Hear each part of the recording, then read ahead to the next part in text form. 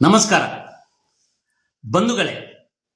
ಬಿಡದೆಯಲ್ಲಿ ರೈತರನ್ನ ಒಕ್ಕಲೆಬ್ಬಿಸಿ ಬೆಂಗಳೂರನ್ನ ವಿಸ್ತರಿಸುವ ಒಂದು ಕಾರ್ಯಕ್ರಮದ ಬಗ್ಗೆ ನೀವು ಟಿವಿಯಲ್ಲಿ ಪ್ರತಿದಿನ ನ್ಯೂಸ್ ಅನ್ನ ನೋಡ್ತಾ ಇದ್ದೀರಿ. ನಾನು ಇಲ್ಲಿ ಪ್ರಶ್ನೆ ಮಾಡ್ತಾ ಇರೋದು, ರೈತರ ಭೂಮಿಯನ್ನ ಸರ್ಕಾರ ವಶಕ್ಕೆ ತಕೊಂಡು ಆ ರೈತರಿಗೆ ಏನೋ ಸ್ವಲ್ಪ ಹಣ ಕೊಟ್ಟು ಬೆಂಗಳೂರನ್ನ ವಿಸ್ತರಿಸುವುದು ಅಂತ. ನಾನಿಲ್ಲಿ ಪ್ರಶ್ನೆ ಮಾಡ್ತಾ ಇರೋದು, ನಮ್ಮ ಬುದ್ಧಿಜೀವಿಗಳಿದ್ದಾರಲ್ಲ, ರೈತರ ಪರ, ಪ್ರಗತಿ ಪರ, ಮತ್ತೆ ಪರಿಸರದ ಪರ, ಹೀಗೆಲ್ಲ ಬೋಂಗ್ ಬಿಡ್ತಾ ಇದ್ರಲ್ಲ. ಬಿಜೆಪಿ ಸರ್ಕಾರ ಇದ್ದಾಗ ಒಂದು 60 ಜನ ಮಹಾನ್ ಸಾಹಿತಿಗಳು, ಎಡಪಂಥೀಯ ಚಿಂತಕರು ಅಂತ ಸೈನ್ ಹಾಕಿ ಇದ್ದದಕ್ಕೆ ಇಲ್ಲದಕ್ಕೆಲ್ಲ ಕೊಡ್ತಾ ಇದ್ರು. ಇವರೆಲ್ಲ ಎಲ್ಲಿ ಹೋದ್ರು? ಈಗ ರೈತರ ಪರ ಯಾಕೆ ನೀವು ನಿಲ್ತಾ ಇಲ್ಲ? ಅಲ್ಲಿ ಪರಿಸರ ನಾಶ ಆಗ್ತದೆ ಅಂತ ಹೇಳಿದ್ರ ಬಗ್ಗೆ ನಿಮಗೆ ಯಾಕೆ ಈಗ ಕಾಳಜಿ ಇಲ್ಲ? ಎಲ್ಲಿ ಮಾಯಾದ್ರಿ? ಈಗ ಅದನ್ನ ಹೇಳಿ.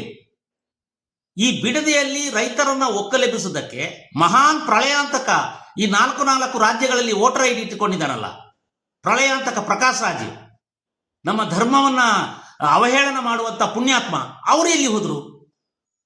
ಮತ್ತೆ ಸಾಹಿತಿಗಳಿದ್ದಾರಲ್ಲ, ಬರಗೂರು, ಆ ಊರು ಈ ಊರು ಅಂತ ಹೇಳುವ ಮಹಾನ್ ಸಾಹಿತಿಗಳಲ್ಲ, ನಿಮಗೆ ಈಗ ಅಲ್ಲಿ ರೈತರನ್ನ ಒಕ್ಕಲೆಬ್ಬಿಸುವುದರ ಬಗ್ಗೆ, ರೈತರ ಬಗ್ಗೆ ಕಾಳಜಿ ಇಲ್ವಾ?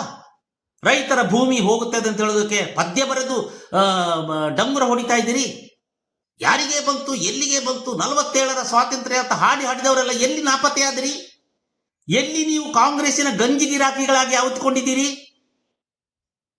ಎಲ್ಲಿ DKCಯ ಮುಂದೆ ನೀವು ಆ ನಿಗಮ ಮಂಡಳಿ ಅಥವಾ ಇನ್ಯಾವುದೋ ಪ್ರಾಧಿಕಾರ, ಇನ್ನು ಅಕಾಡೆಮಿಗಳು, ಇನ್ನು ಈ ಅಕಾಡೆಮಿಗಳ ಅವಧಿ ಮುಗಿತಾ ಬಂತು, ಇನ್ನೊಂದು ಅಕಾಡೆಮಿಗೆ ಯಾರ್ಯಾರು ಅಧ್ಯಕ್ಷರಾಗಬೇಕು ಅಂತ ಅಲ್ಲಿ ನೀವು ಈಗ ಲಿಸ್ಟ್ ತಯಾರಿಸ್ತಿರಬಹುದು. ಆ ಬಿಡದಿಯಲ್ಲಿ ಪರಿಸರ ಹಾಳಾಗೋದಿಲ್ವಾ? ಬೆಂಗಳೂರು ವಿಸ್ತರಣೆ ಆದ್ರೆ ಅವರ ಭೂಮಿ ಹೋಗೋದಿಲ್ವಾ? ಕೃಷಿ ಭೂಮಿ ಹೋಗೋದಿಲ್ವಾ? 100 ಎಕರೆ ಕೃಷಿ ಭೂಮಿಯಲ್ಲಿರುವಂತ ಮರಗಳ ನಾಶ ಆಗೋದಿಲ್ವಾ? ಹರಿತಿರುವ ನದಿಗಳು ಬತ್ತಿ ಹೋಗೋದಿಲ್ವಾ? ಈಗ ನಿಮಗೆ ಪರಿಸರದ ಬಗ್ಗೆ ಕಾಳಜಿ ಇಲ್ವಾ? ಎಲ್ಲಿ ಹೋದಿರಿ ಬುದ್ಧಿಜೀವಿಗಳೇ? ಎಲ್ಲಿ ಹೋದಿರಿ ಎಡಪಂಥೀಯ ಮಹಾನ್ ರಷ್ಯಾ ಚೀನಾದ ಏಜೆಂಟರುಗಳೇ?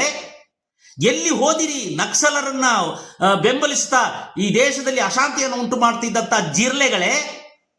ಎಲ್ಲಿ ಹೋಗಿರಿ? ಮತ್ತೆ ಕನ್ನಡದ ಬಗ್ಗೆಯೂ ಅನೇಕ ಸಂಘ ಸಂಸ್ಥೆಗಳು, ಇವರು ರೈತರ ಬಗ್ಗೆ ಕಾಳಜಿ ನಿಮಗೆ ಇಲ್ಲೇವೇನು? ಆ ರೈತರು ಕನ್ನಡದವರಲ್ವೇನು?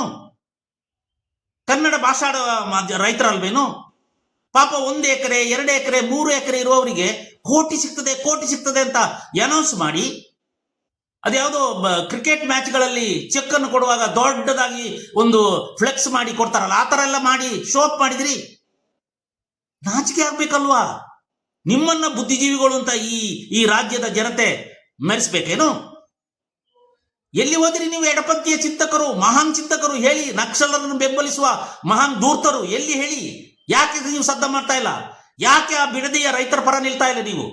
ಯಾವುದೇ ಸರ್ಕಾರ ಮಾಡಲಿ, ಕುಮಾರಸ್ವಾಮಿ ಸರ್ಕಾರವೇ ಆಗಲಿ, ಬಿಜೆಪಿಯ ಯಡಿಯೂರಪ್ಪ ಸರ್ಕಾರ ಆಗಲಿ, ಅಥವಾ ಈಗಿನ DKC ಮತ್ತೆ ಏನೋದು ಹರಿಪ್ರಸಾದ್, ಎರಡೂ ಬಿಡಿ, ಅವರ ಪೂರ್ವಾಶ್ರಮ ರೌಡಿಸಮ್ ಅಲ್ವಾ?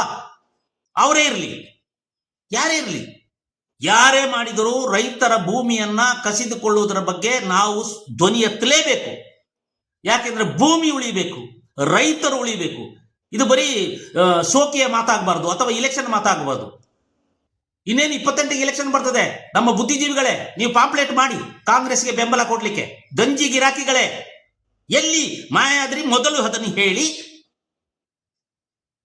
ಪ್ರಜಾವಾಣಿ ಪತ್ರಿಕೆಯಲ್ಲಿ ಉದ್ದುದ್ದ ಲೇಖನ ಬರೀತೀರಿ ಅವಿತಿಟ್ಕೊಂಡು.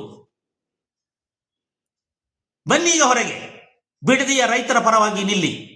ನಮಗೆ ಬೇಡ ಬೆಂಗಳೂರು, ಎಷ್ಟಿದೆ ಅಷ್ಟೇ ಸಾಕು. ಬೆಂಗಳೂರು ವಿಸ್ತಾರ ಆಗುವುದೇನು ಬೇಡ. ಬೆಂಗಳೂರು ಬಂದು ಮೈಸೂರಿಗೆ ಮುಟ್ಟುವ ಹಾಗೆ ಆಗಿದೆ. ಸಾಕು ನಿಮ್ಮ ಪ್ರಗತಿ. ನಾವೆಲ್ಲರೂ ಒಂದೇ ಧ್ವನಿಯಲ್ಲಿ, ಯಾರು ನಮಗೆ ನಮ್ಮ ಭೂಮಿ ನಮ್ಮ ಹಕ್ಕು ಅಂತೇಳಿ ಕೂತಿದ್ದಾರೋ, ಎಲ್ಲಿ ರೈತರು ನಮ್ಮ ಭೂಮಿಯನ್ನು ಉಳಿಸಿಕೊಳ್ಬೇಕು ಅಂತ ಅಲ್ಲಿ ಧರಣಿ ಮಾಡ್ತಾ ಇದ್ದಾರೋ ಅವರಿಗೆ ಬೆಂಬಲವಾಗಿ ನಿಲ್ಲೋಣ. ಇಡೀ ಕರ್ನಾಟಕ ಜನತೆ ಇದರತ್ತ ಗಮನ ಕೊಡಬೇಕು. ನಾಳೆ ನಿಮ್ಮೂರಿಗೂ ಬರಬಹುದು. ಈ ಭೂಮಿ ಕಸಿಯುವುದು ಒಂದು ಪರಂಪರೆ ಆಗ್ಬಿಟ್ಟಿದೆ. ನಮ್ಮ ಭೂಮಿ ಉಳಿಬೇಕು. ಉತ್ತುವ, ಬಿತ್ತುವ, ಬೆಳೆಯುವ ರೈತನ ಪರ ನಾವೆಲ್ಲ ನಿಲ್ಲೋಣ. ರೈತರಿಗೆ ಜಯವಾಗಲಿ. ಭಾರತ್ ಮಾತಾ ಕಿ ಜೈ. ನಮಸ್ಕಾರ.